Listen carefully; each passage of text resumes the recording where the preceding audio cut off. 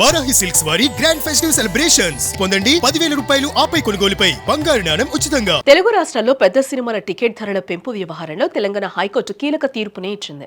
నిబంధనలకు విరుద్ధంగా అర్ధరాత్రి వేళ హోంశాఖ జారీ చేసిన మెమోలను న్యాయస్థానం తీవ్రంగా తప్పుపట్టింది. ప్రభాస్ నటిస్తున్న భారీ బడ్జెట్ చిత్రం రాజాసాబు టికెట్ ధరల పెంపును కొట్టివేస్తూ కోర్టు ఇచ్చిన ఆదేశాలు ఇప్పుడు టాలీవుడ్ లో హాట్ టాపిక్ గా మారాయని కూడా చెప్పుకోవచ్చు.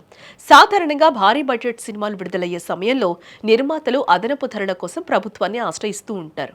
రాజాసాబ్ సినిమాకు సంబంధించి కూడా తెలంగాణ హోంశాఖ కార్యదర్శి అర్ధరాత్రి దాటిన తర్వాత టికెట్ ధరలను పెంచుతూ ఒక ప్రత్యేక మెమోనైతే జారీ చేయడం జరిగింది. అయితే ఏ పద్ధతి రాజ్యాంగబద్ధంగా లేదని, అధికారుల విచక్షణ పేరుతో ఇష్టానుసారంగా ధరలు పెంచడం చట్టవిరుద్ధమని లాయర్ శ్రీనివాస్ హైకోర్టులో పిటిషన్ వేయడం జరిగింది. ఈ పిటిషన్పై విచారణ చేపట్టిన హైకోర్టు ప్రభుత్వ తీరుపై తీవ్ర ఆగ్రహాన్ని వ్యక్తం చేసింది.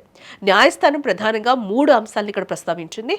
ఒక సినిమా కోసం అర్ధరాత్రి వేళ అత్యుత్సాహంతో మెమోలు జారీ చేయాల్సిన అవసరం ఏముంది అని కూడా కోర్టు ప్రశ్నించింది. ఇక్కడ ప్రభుత్వం గతంలోనే జీవో 120 ద్వారా సినిమా టికెట్ గరిష్టంగా 350 రూపాయలుగా నిర్ణయించిందని, దానికి లోబడే ధరలు ఉండాలని కూడా గుర్తు చేసింది.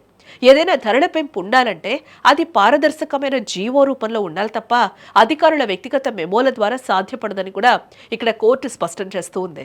చట్టం అందరికీ ఒకటే, కేవలం పెద్ద సినిమాల కోసమే నిబంధనలను పక్కన పెట్టి అధికారుల విచక్షణను ఉపయోగించడం సరికాదని హైకోర్టు వ్యాఖ్యానించింది. ఈ తీర్పుతో రాజాసాబు సినిమాను పాత ధరలకే ప్రదర్శించారని హైకోర్టు ఆదేశించింది. ఇది కేవలం ఒక్క సినిమాకే పరిమితం కాకుండా భవిష్యత్తులో రాబోయే ఇతర భారీ చిత్రాలకు కూడా ఒక హెచ్చరికగా మారింది.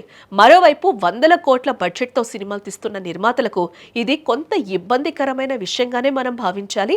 అయితే చట్టపరమైన నిబంధనలను పాటిస్తూ పారదర్శకంగా ప్రభుత్వ అనుమతులు పొందడం ద్వారా మాత్రమే ఇకపై ధరల పెంపు సాధ్యమవుతుందని న్యాయ నిపుణులు అభిప్రాయపడుతూ ఉన్నారు. టికెట్ ధరల విషయంలో ప్రభుత్వ తదుపరి అడుగేంటి, నిర్మాతలు దీనిపై రివ్యూ పిటిషన్ కు వెళ్తారా వంటి మరిన్ని వివరాల కోసం వేచి చూడాల్సిందే.